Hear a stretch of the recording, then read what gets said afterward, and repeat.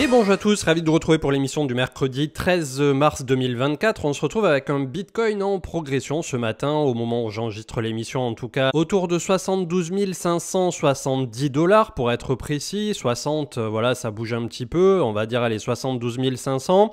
On a un Ether au-dessus des 4000 $ à 4050 en progression de 1% sur les dernières 24 heures. Le BNB juste en dessous, autour de 544 $, Solana à 152.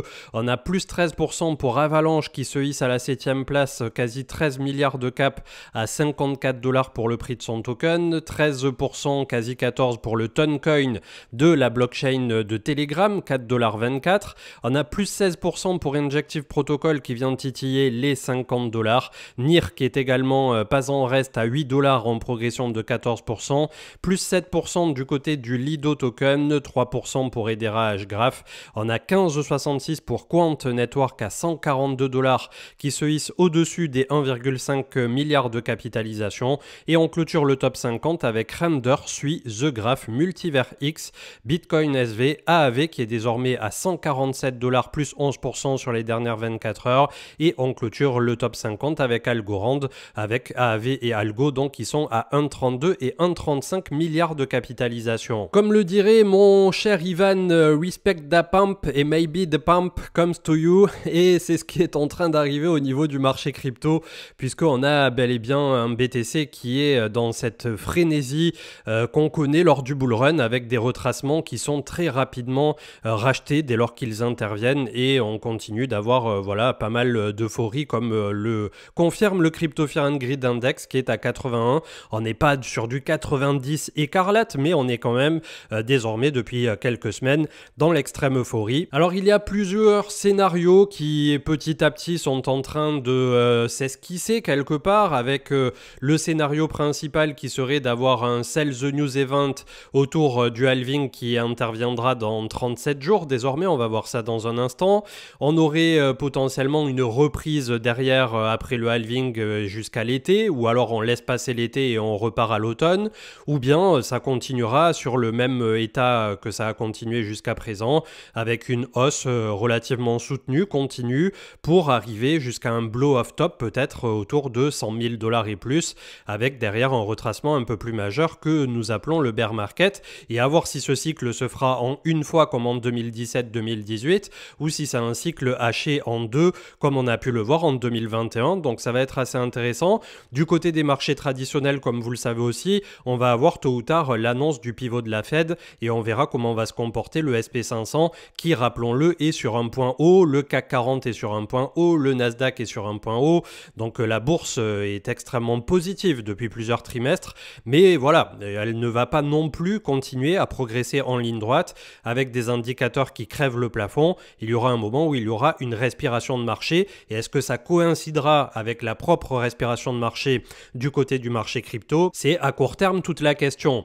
La map de liquidité qui est quasi vide au final, puisque dès lors qu'on s'approche des 72-73, il faudra aller jusqu'à 77 pour commencer à rencontrer un peu de résistance, et ensuite on n'a rien, c'est le vide intersidéral, c'est la découverte de prix du Bitcoin où on n'a plus de référentiel à la hausse.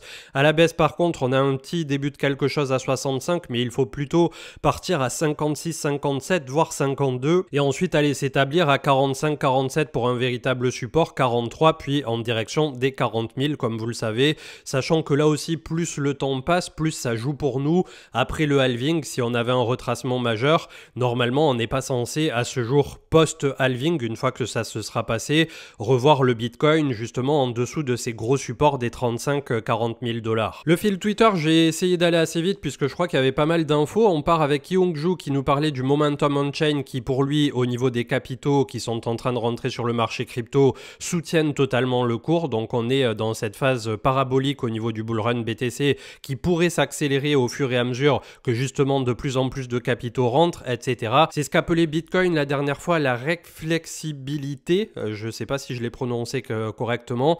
D'ailleurs, c'est, je crois, Will Clement qui a un média ou un site, ou je ne sais pas exactement ce qu'il fait de son côté, avec un truc certainement payant, etc. Où ça s'appelle Reflexivity Research, un truc comme ça. Donc on est tout à fait dans ce thème-là. Bref, je vais essayer de ne pas me perdre comme je disais à l'instant, et avec Goku, la mise à jour d'Encun d'Ethereum est prévue dans moins de 8 heures. Donc c'est quand même une mise à jour des plus importantes puisque ça va permettre, comme vous le savez ou pas encore, et du coup je vous en fais part, de diviser le coût des layers 2 de façon complètement drastique. Par exemple, si aujourd'hui, je donne un exemple complètement au pif pour vous donner le ratio, en payer 1 ou 2 dollars du côté de Arbitrum ou Optimism, vous allez être divisé par 10 au niveau de ces frais. Donc ça, c'est très positif.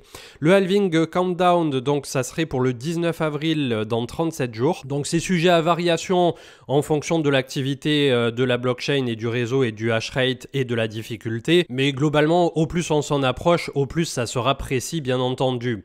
On avait Benjamin de Multiverse X, le CEO, qui nous annonçait toutes les grosses dates à venir et ils ont de nouveau 17 grosses dates sur lesquelles ils vont participer à tous les meet-up au niveau mondiaux. Donc ça, c'est très intéressant pour ceux qui suivent avec panache tout cet univers de Multiverse X, anciennement Elrond.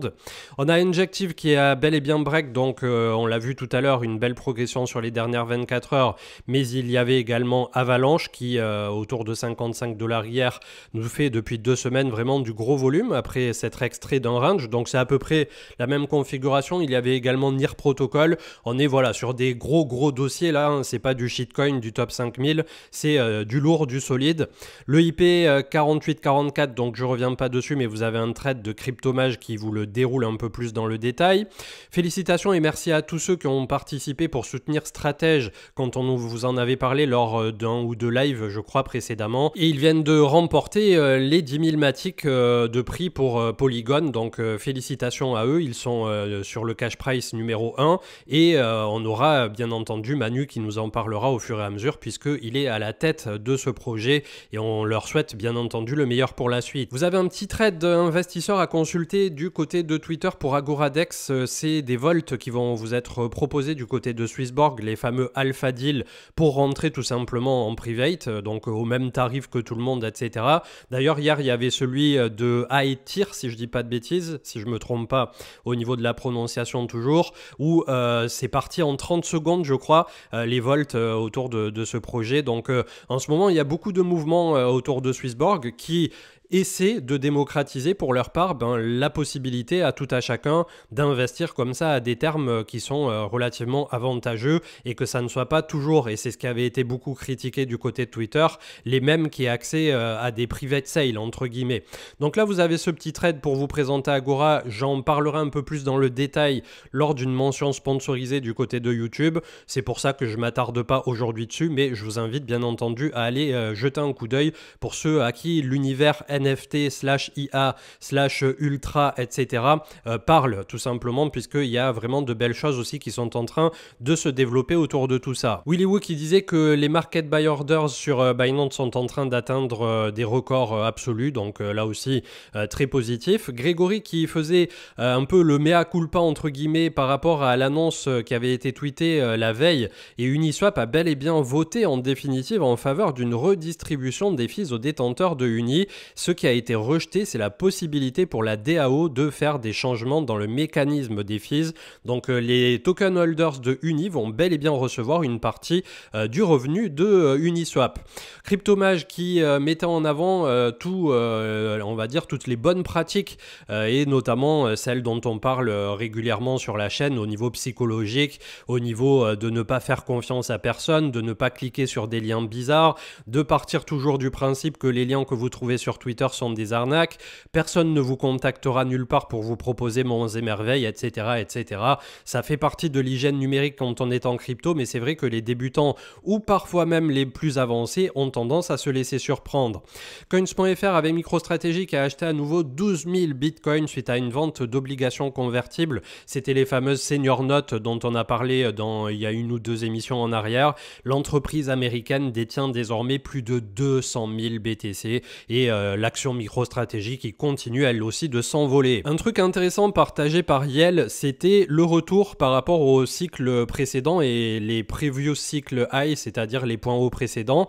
Donc 2013, on avait fait une progression de plus 3750%, 2017 1550%, 2020 250%, et en 2024, va-t-on aller en dessous des fameux plus 250% du cycle précédent, ou va-t-on rentrer dans un nouveau fameux paradigme blabla vous connaissez un peu les narratifs au niveau institutionnel qui va pousser plus que ça par rapport à un diminishing return, c'est-à-dire d'un cycle sur l'autre. On a constaté factuellement que depuis que le Bitcoin existe, eh bien, on avait des retours sur investissement qui étaient moins grands au fur et à mesure que le temps passait et que Bitcoin capitalisait de plus en plus. Et comme je lui disais ici, ça va être un point de rupture et de tournant finalement dans la vie des cryptoactifs et de Bitcoin assez intéressant et important, puisque à ce jour, eh bien, on pourrait avoir un pourcentage bien inférieur à plus de 150% par rapport à l'ATH, c'est-à-dire par exemple faire que de 70 000, 69 000 l'ex.O vers 100 000, peut-être 120 000. Et là donc on n'est même pas sur un x2, on n'est même pas sur un 100% de performance. Par contre, là où ça va être intéressant, c'est si on casse ces fameux 100 000 avec brio, qu'on commence à empiler du 150 000, etc. et que vraiment il y avait une libération absolue, je ne sais par quel miracle, de spéculation ultra débridée du côté du Bitcoin et qui aille lui faire chercher du 200 000, etc. On pourrait peut-être venir chercher ce type de target, mais voilà, pour l'instant, on est quand même malgré tout et historiquement parlant au niveau des statistiques qu'on peut quand même cumuler désormais depuis une quinzaine d'années pour Bitcoin sur un état de fait qui nous dirait qu'on va faire moins que ces fameux 250% à partir du franchissement là qu'on vient de faire des 69 000. Donc n'hésitez pas à me dire ce que vous en pensez par rapport à tous ces narratifs, mais bon, vous savez quel est mon laïus, peut-être un peu trop sur la réserve depuis tout ce temps. J'aime bien me placer du côté des statistiques, quitte à me faire surprendre positivement, notamment comme c'est déjà le cas en 2024 avec un nouvel ATH avant le halving. Comme le rappelait Kyung-Ju, bien les bears désormais ne peuvent gagner cette partie tant qu'il y a un inflow continu du côté des ETF spot. Donc c'est ce qui a bel et bien renversé la vapeur, souvenez-vous, de tous ces futurs qui avaient été introduits pour le premier futur CME en décembre 2017 et qui avaient fait exploser littéralement la bulle au bon endroit au bon moment. Le média de l'investisseur qui mettait en avant le MSCI World qui est en hausse de 26,5% sur un an alors que la moyenne est en général à 10%. Ça aussi, il y avait Xavier Delmas dans Zone Bourse qui parlait là du market timing, etc. et des différents retracements au travers du temps, si ce n'est que la conclusion à laquelle il venait, c'est qu'il vaut mieux rester exposé au marché, peu importe quand on essaie de le timer, etc.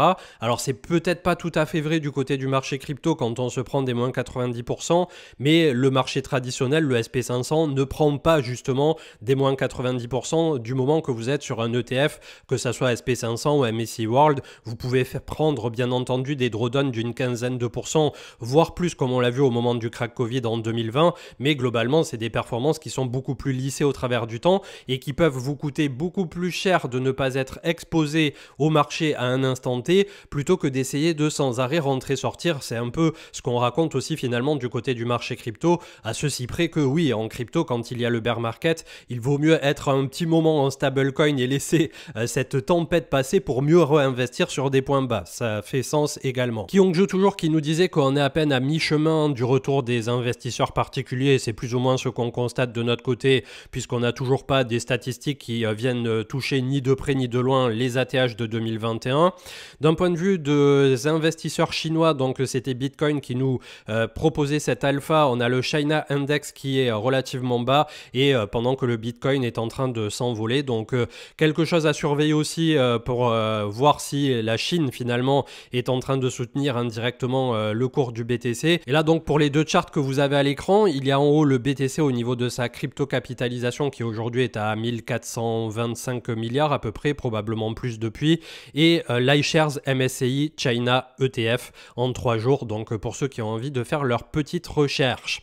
En termes de capitalisation, pensez-vous que sur ce cycle nous allons toucher quel objectif? C'était un sondage. Pour rappel, on était à 3000 milliards au dernier cycle. On est désormais autour de 2008 quand on regarde sur CoinGecko ou CoinMarketCap. Là, on est à 2657 du côté de TradingView, mais on est toujours un peu à la traîne. Toujours est-il du côté des pessimistes, entre guillemets, ou des, on va dire, les plus pragmatiques. À peine 4000 milliards, vous avez été 10,8% à répondre à la positive. Réaliste, 5-6 000 milliards, 36,6%. Optimiste, 6 000 à 8 000 milliards, une quarantaine de pourcents, 39,1%. Donc je pense que la réalité se trouvera entre ces deux eaux, entre 5 000 et 8 000. Et enfin, les utopistes, finalement, à 8-12 000 milliards, 13,6%. Donc je pense que la communauté est plutôt pas mal alignée. Les spécialistes du dossier Ethereum un peu plus pessimistes à court terme quant au taux de réussite qui pourrait intervenir à l'approbation ETF Spot Ether en mai. Donc 35% pour Eric Balchunas, confirmé par Cathie Wood, qui elle-même pense que d'un point de vue réglementaire, la SEC va mettre vraiment des bâtons dans les roues pour cette approbation, bien plus qu'encore à Bitcoin. Et on avait le directeur de recherche iShares Digital de chez BlackRock qui lui prédit 75% de chance, sachant que la dernière fois, il avait aussi été pas mauvais pour la prédiction, entre guillemets, de cette approbation ETF Bitcoin. Donc dans tous les cas, il y a beaucoup de personnes qui sont d'accord pour dire que si ça n'était pas en mai, ça serait plus tard et avec un peu un changement de régulation aussi qui pourrait se faire peut-être autour de l'automne 2024 avec le nouveau président des États-Unis. La capitalisation du Bitcoin dépasse le franc suisse CHF au rang de 13e monnaie mondiale si on considère le Bitcoin comme une monnaie, ce qui pour bon nombre aujourd'hui est le cas. Peace Network qui se lie à HPERP, HSwap du côté de l'univers Multivers X et on est donc sur un agrégateur de liquidité de DEX, donc plutôt une bonne nouvelle. Et personnellement, en plus de ce projet, je suis également Atom avec un H sur Multivers X. Je pense qu'ils ont un bon petit combo des familles, ils travaillent tous un peu tous ensemble la main dans la main et je trouve ça vraiment positif par rapport à l'écosystème Multivers X qui pourrait peut-être en surprendre plus d'un sur ce cycle. On a Abdel qui nous met en avant que au fur et à mesure que le Bitcoin rentre dans cette découverte de prix, il ne faut pas pour autant oublier ses fondamentaux et donc il a publié le lien direct vers le white paper du Bitcoin, donc sur bitcoin.org/bitcoin.pdf, vous pouvez pas vous tromper. Est-ce que Ether va bel et bien reprendre de la force face à Bitcoin, puisque quand on regarde ETH BTC, on est toujours plutôt voilà, sur le bas du range, donc un simple retour à 0.088 pour ne pas dire 90, ça pourrait être très positif par la suite pour Ether. Quand vous voulez vous positionner actuellement du côté des alts, eh bien faites attention de bien les screener, pas que contre le dollar mais également contre Bitcoin, et si un jour Ether est très fort face à Ether, vous pouvez également le faire contre des alts qui ont été très forts sur cette reprise comme Solana. On avait Yoda qui nous parlait des cycles avec là aussi les diminishing returns et on va voir ce que ça va donner puisque au fur et à mesure, au-delà du fait qu'on progresse positivement avec moins d'amplitude, les retracements ont été également moins importants avec sur ce cycle on avait fait un moins 77% alors que les deux cycles précédents on était à moins 86, moins 84. Ce qui veut dire aussi que comme on l'a souvent constaté et esquissé pour ce cycle en particulier, si un jour Bitcoin vient à 100 000 ou 150 000 ou que sais-je, on ne sait toujours pas jusqu'où il pourra progresser, au fur et à mesure qu'il capitalisera beaucoup plus, théoriquement on aura des baisses qui seront bien moins conséquentes et pourquoi pas sur ce cycle en particulier s'il venait à être super capitalisé, un drawdown qui lors du bear market sera peut-être que de moins 50 ou moins 60%, ce qui est énorme quand on compare bien entendu au marché traditionnel, mais voilà, dans 5 à 10 ans de plus, peut-être qu'on sera tout ému quand Bitcoin bougera de moins 10 et à plus 10 et etc. Un peu comme on peut le voir du côté du gold. Le Bitcoin qui s'est hissé donc également au-dessus du silver au classement général des plus grosses capitalisations, donc on est à la 8e place et on a désormais Alphabet, Google, Amazon, Saudi Aramco, Nvidia, Apple, Microsoft et enfin le gold qui pèse 14 684 milliards. Et on terminera avec deux petites infos. À 2 mois seulement de l'échéance des 2 ans du Power of DCA, c'était le DCA public qui a été mené lors justement de ce bear market. On est à plus de 115%, soit un ROI de plus de 100% sur les 2 dernières années. Et on peut constater malgré tout que si on avait fait que Bitcoin, on serait à 250% en positif et que Ether est à 182 derrière. Donc Ether qui a bel et bien sous-performé sur jusqu'à présent la reprise de ce bull, ce qui pourrait se renverser derrière quand il y aura une alt season. Attention. On termine avec la répartition de votre portefeuille. Donc vous avez été 14 000 quasiment à répondre à ce sondage. Vous êtes à peine 5,8% à être 100% Bitcoin, 50% Bitcoin, 50% altcoin, vous êtes à peine 11%, 30% BTC, 30% ETH, 30% alt, vous êtes 35% et 100% altcoin, vous approchez les 50% avec 47,3%, ce qui fait que pour bon nombre, vous attendez tout simplement une alt alt-season. Et vu ces chiffres, ça peut se comprendre. Du côté du crypto total, donc on est sur une zone de Fibo, en tout cas pour TradingView, à cette approche des 2650 et plus, mais comme on le disait tout à l'heure, on est plutôt à 2008. Donc on va voir, hein, puisqu'on approche relativement vite et fort de l'ex-ATH des 3000 milliards et on a un RSI qui est quand même sur les ex-points hauts qu'on avait eu lors des différents tops de 2021, autour de 92 à 93. Donc attention de ce côté-là.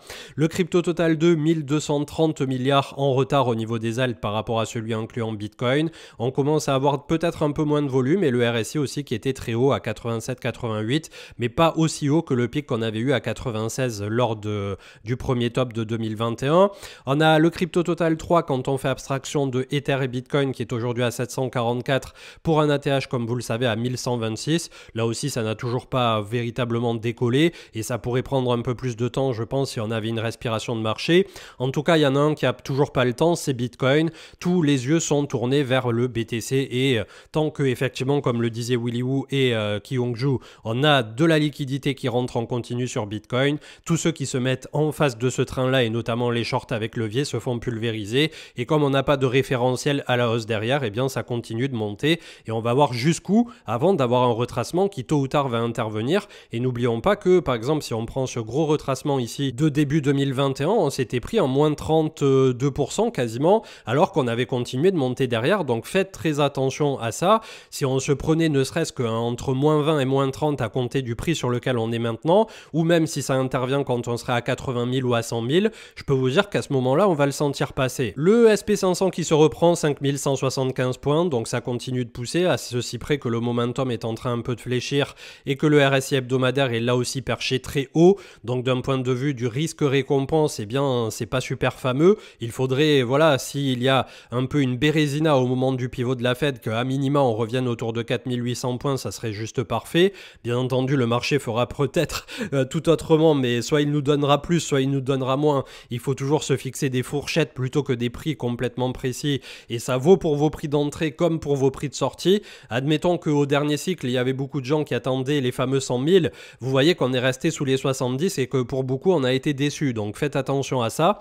On a Ether à 4045 qui là aussi est sur une zone dure. On a l'ATH, comme vous le savez, autour de 4900 $ et plus et un RSI qui est déjà très haut à 86, sachant que le RSI du cycle précédent était à 92-93. Ça ne veut pas dire que quand le RSI va commencer à se retourner, le cours va immédiatement suivre, mais ça veut dire qu'on est déjà relativement bien avancé par rapport à ce cycle et derrière on verra comment ça se comportera lorsque Ether notamment franchira ce fameux ex-ATH et surtout pour 2024, si on vient à avoir cette approbation ETF sur Ether, ça ouvrirait complètement les vannes et ça permettrait là oui d'avoir une alt-season d'anthologie. MicroStrategy qui approche les 1006, il a même tapé un peu plus, 1658, c'est très vertical. On a l'extension de Fibo à 1,61,8 qui est à 2044 $, il va peut-être venir la chercher. Nvidia qui repart à l'attaque des 1000 $, on est à 920, là aussi impossible de rentrer pour l'instant. Il faudra attendre plus tard que la bulle explose entre guillemets et qu'on nous offre des possibilités de retracement sur des niveaux clés, mais ça va être très difficile de re-rentrer proprement sur Nvidia, mis à part si on venait à avoir un moins 70, moins 75% comme on l'avait eu entre novembre 2021 et l'automne 2022, moment où j'étais rentré mais je suis sorti comme vous le savez beaucoup trop tôt malheureusement. Coinbase 256, on a la bougie qui a été rachetée quand elle est venue chercher 243, on pourrait se payer le luxe de venir sur la zone de sortie ici à 215, 220 sans que ça ne remette de quelque façon que ce soit la trend qui pour l'instant est foncièrement haussière désormais depuis la reprise ici de l'action de Coinbase et je pense que ce qui vraiment finira d'enfoncer ce clou là, ça sera les prochains résultats trimestriels par rapport à Coinbase. AAV comme on l'a vu tout à l'heure est bel et bien au contact de la moyenne mobile 200 comme on en parlait là aussi quelques émissions en arrière quand on était tout juste en train de revenir sur le haut de ce range. C'est la borne à faire péter puisque derrière on pourra avoir une belle accélération pour AAV mais pas que puisque ça serait toute la DeFi dans tous les cas. Donc on va voir une petite zone cluster ici entre 145 à 165 $ et par la suite ça pourra vraiment nous offrir un truc un peu plus important. DXY qui essaie de tenir le support des 103 points pour le moment statu quo et on regarde la Bitcoin dominance qui est toujours haute perchée à 53-54 mais pour le moment on est en train de latéraliser plutôt que d'essayer de chercher une direction par rapport à cette fameuse dominance. Sans rentrer dans les détails, les gagnants du jour au niveau de ma liste, alors on a du Loom, on a du Tada du côté du projet dont on vous avait parlé avec notamment à sa tête le frère de Owen, donc un bon projet qui est en train de se développer. On a Illuvium, on a IGLD, on a le Rune de Torchain, on a AAV, on vient de le voir, Arbitrum, Fracture, on a GMX, on a Glimmer, Moonbeam, le Lido Token et enfin tout en haut de liste on a Zilliqa et Waves qui sont en train de pousser respectivement du 18 à 26-27% sur les dernières 24 heures ou du moins la journée roulante en cours. Je vous souhaite une excellente journée. Pour ma part, je vous retrouve dans les prochains jours en fonction de l'actualité maximum ce week-end. Continuez d'être prudent, continuez d'être curieux et profitez, savourez du fait d'avoir réussi à survivre sur le marché crypto jusqu'ici et d'avoir traversé 2022. Et désormais, voilà, on est à la table bien assis et on profite du spectacle.